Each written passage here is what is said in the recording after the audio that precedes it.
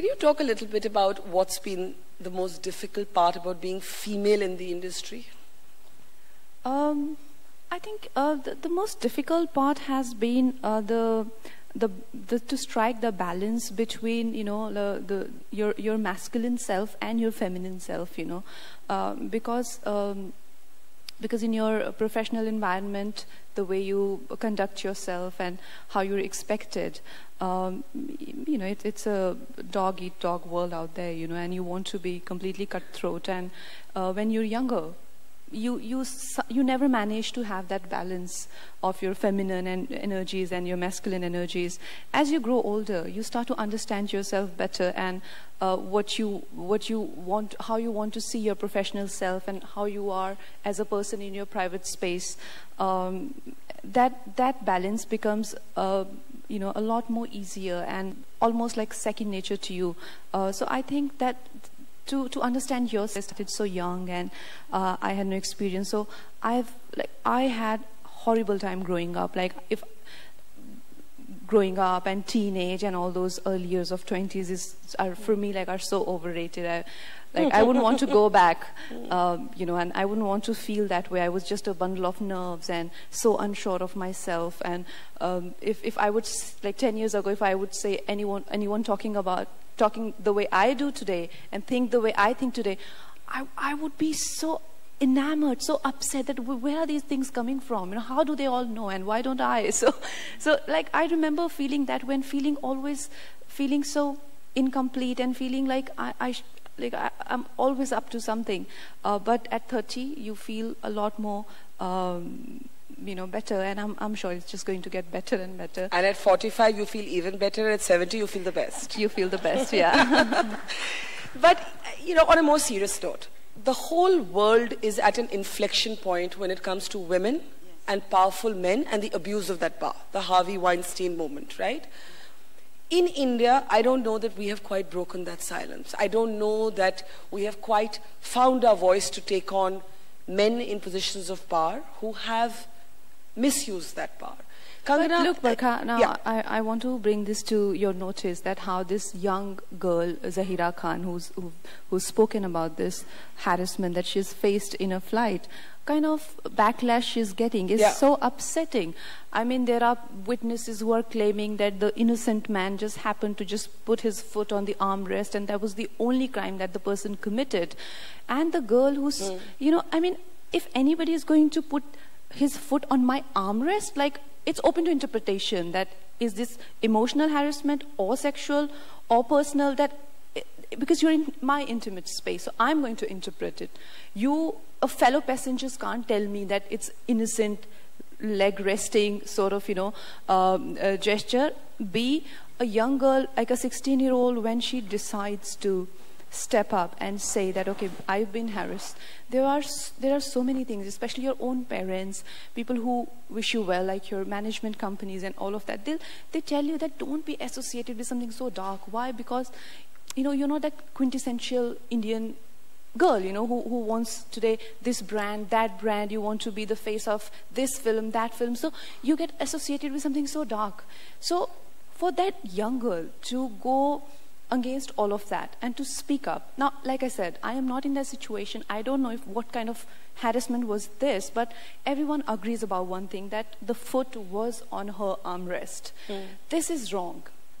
It is very wrong. So why are we, as judging a society, the girl and trolling we are judging her, we are trolling her, and now tell me, in this kind of environment, which is so frightening, who will speak up? You did, and that's what I was going to ask you when you told us this account of what happened. Applause for the young girl. Yeah.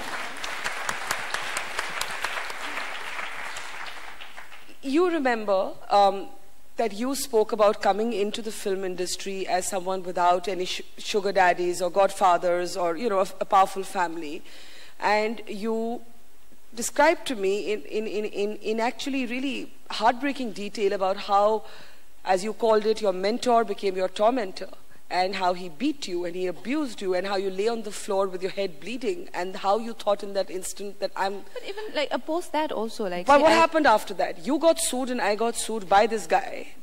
for having this conversation. No, why am I talking about this? I'm saying this to make the point that it is that complicated, that even when you do decide to break your silence, even when we do decide to talk about what's happened to us, you're not necessarily in a non-hostile or an enabling environment. Not at all. In fact, post that, when I went through exploitation, by the person that I worked with, kind of lawsuits, and the person that you're talking about, this Arnab Goswami, and all of that, they're sitting across this table and talking rubbish, which my lawyer has again released a video, sort of refuting everything that he has said. In that, this person who's been asking everyone to apologize, he has not asked him a single question. Why is that? So this sort of very conditional journalism, that you're going to, whatever sails your boat, is you can be this person. You are allowed to have your own perspective, but it should not be selective. Like, okay, today, because you promised to come to my show, I won't ask you some questions. Because I was called for that show and I refused to go. And so get back at me. So this sort of politics and this kind of selective journalism, and again, like, this all happened in a very hostile environment, and again, the entire industry ganged up, and they all. But I was talking about when you started in the industry, about Aditya Pancholi and so on, right? And, so even till this date, so the struggle goes on, and it's going to be hostile. Like today, this girl who decided to speak about this incidents, kind of backlash that she's getting is so upsetting. Shobha, can I bring you in on this? One of the things that I always try and understand, and I always try to explain to people, because men will always ask you, and sometimes women will ask you this as well. If this happened 20 years ago, if somebody groped you, pawed you, pinched your bottom, why didn't you speak then? And one of the reasons I can give you from my own experiences, because you care about your work and you don't want to lose a story, and you sometimes think you will not be sent on a certain assignment. Suppose you flag a case of harassment that takes place on assignment. What you worry about, even if that person is not your bosses, or people will start saying, oh, maybe it's too much of a headache to send women on that assignment. They're going to come back and they're going to talk about harassment, or they're going to talk about abuse. I mean, I can certainly say to you that I've had to bitterly fight for some stories. Also, Barkha, the sexual harassment is the most misunderstood term in our country. First of all, we've got to clarify what is. I see a lot of actresses and a lot of influential people talking about sexual harassment, but completely misunderstanding that with consensual sex. Why do you wear... I was not a very ambitious girl, so I could avoid sexual harassment. So what are you implying? No, absolutely. I don't come from a poor family, so I could avoid sexual harassment. Okay, like I don't get the connection. What is the connection? Can I ask Shobha, as somebody who's seen a lot more than all of us have, to talk about the Harvey Weinsteins of this country? No, but first of all, we think that we are going to get a cover story called The Silence Breakers. Yeah. And will we ever have that women come out and say that, yes, I spoke out against this person. It's not speaking out against a phantom or a ghost or a nameless, anonymous tormentor. It is nailing someone. We are not going to see that in India for the next few years. Why? I want to understand the environment from you why. Being what it is. And I feel very sorry that the environment should be so loaded against women who are the victims, but are made to feel apologetic at the end of it all and ashamed of themselves. Absolutely. Though they are at the receiving end of this kind of harassment. So I don't know. It's always as if women are asking for it. I mean, I'm sure we've all encountered it at some point or the other. Women are always asking for it. Yeah. So I don't see a Time magazine story in the very near future. But should we also be a little more empathetic about why women can't take names? Or don't, not can't, but don't, or won't. Barkha, I'm not with you on that at all. I don't feel that sort of empathy, because if you are at the receiving end, you must be able to stand up and shout it out, and also make sure that that person is exposed, regardless of the cost. But you may lose your job, but it's worth it, because you're standing up for something you believe in. Otherwise, it's a compromise. You're letting someone off the hook because you don't want to lose your job. But when there are complicated power hierarchies, right? I mean, could a Monica Lewinsky actually have said no to Bill Clinton? Yes, she could have. Maybe she enjoyed it. No, maybe she did. She definitely could have Maybe said she no. did. Every woman Maybe she can did. say no. Of course. Unless the person is overpowering her physically in a locked room. You always have that choice. But are you underestimating power differentials? Are you underestimating, for example, how many actors have come out in America and said, this media mogul was so powerful, he could have finished our careers there and then? Well, so be it, Barkha. Maybe you chose to play ball, sorry for a bad pun, with a media mogul. You chose that because you're thinking of your career. You're not thinking of your self-respect. You know, so I do feel I have mixed feelings about this. No, I really am not I personally feel that maybe we can't start at that level. Maybe we can't start with exposing people, and that also becomes so sensational, which takes away from, like I said, we don't even know the basic difference between consensual sex and sexual harassment. So to tell our women that, oh, next time just make sure that you don't wear this and you don't get at this point of time in that hotel room, and also don't be too ambitious, know that your parents are always there to take care of you. All these things are not healthy things. This is what we are telling our children, is that they are responsible for a sex offender's behavior. How can I be responsible if I am going to my work, even if I'm going out with my colleague, if I'm having wine with my, say, a friend, maybe would-be partner, but now treated badly? How can I, with my clothing, my demeanor, can convert a sexual offender, a pervert? Absolutely. So it's not in my hand. What is in my hands is that if I want to open up, maybe not today, tomorrow, after 6 months, I got harassed. I know a set of people who got harassed.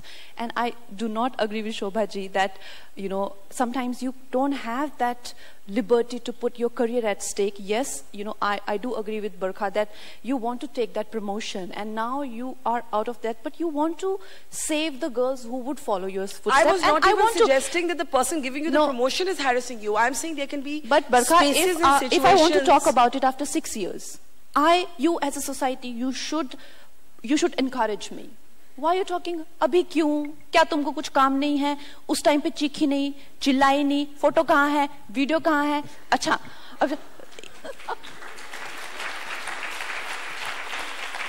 if I want to talk about it from my deathbed, I should be allowed.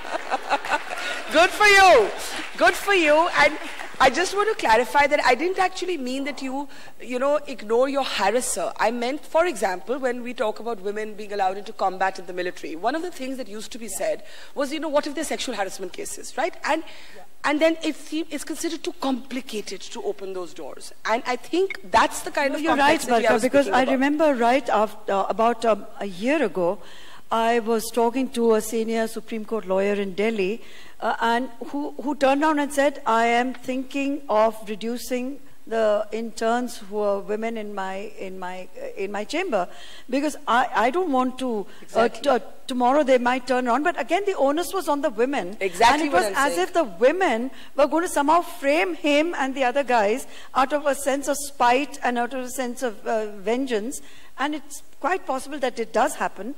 But in the process, what I feel concerned about is a lot of women are missing out on job opportunities. That's right. Because of the reluctance of people now to hire them. That's what I was trying to say. Not just Army and Navy, though we have 4 women pilots only recently were commissioned, and that's fantastic. And a great symbol. You had a lot of Army ladies at We the Women, which was fantastic. But yes, the average woman is going to face that kind of discrimination. She may be better qualified, but she won't get the job because they'll always at the back of the mind of the employer is, what if this woman turns around? To start with, you won't get the job because what if she gets married? What if she gets pregnant? And now, of course, what if she frames rape charges against me? So, it's a catch-22 that we all together as a society, not just women, we have to address it, and we have to do it in an intelligent way. It cannot just be about someone, crying wolf and then backing off. We have to be able to see it through all the way. And legislation is very much on our side in that sense. So but also, I think women should also be allowed, like I said, their own interpretation, like something which is offensive for some, like, it might not be offensive for me, or what is offensive for me might not be like today, Zahira, coming back to Zahira's case. So the most people saying that the foot on leg rest is innocent sort of taking nap. So for me, it's highly offensive. Like, I would have broken his leg, honestly. Like, she's been very kind. So I think it's arguable, even when women go through sexual harassment. So not dissect it and not jump to conclusion, and everyone should not play a judge, I think, whether it's media or it's social trolls. And I think, unfortunately, that still continues to happen. It continues to happen. What we should do is, unanimously, we must promote the culture of exposing sexual harassers and sex offenders, because I think that's their only punishment. If we expose them, more women start. Like today, honestly, I don't get, like no one messes up with me anymore. Why? Because I've become this person who will say anything, anytime. So this is the greatest thing that has happened to me, so I think women should be like that. Women you should catch them off guard, just say something and be like, oh my gosh, she says anything, anytime, so just stay away from her.